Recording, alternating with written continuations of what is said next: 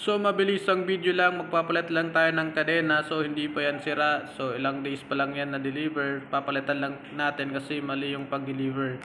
4 to 8, which is yung sprocket natin is 415, so dapat 415 din yung kadena. So papalitan natin, so pwede talagang mag-cause yan ng aksidente kasi ano, gumagalaw-galaw siya, so pwedeng lumabas. So nangyari na rin yan kasi sa kapatid ko dahil sa kadena. So yun, tumambling yung motor niya.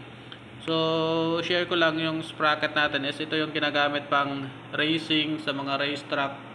So hindi ito ibig sabihin pang forma lang siya kasi as you can see, yellow alloy, magaan. So hindi yun, matibay din naman siya.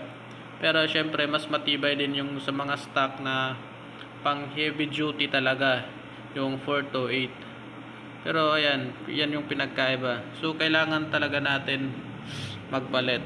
So aside sa pwedeng mag-cause ng aksidente, isang dahilan din is hindi mailalabas yung tunay na lakas ng motor nyo kapag hindi match yung sa kadena, then sprocket nyo.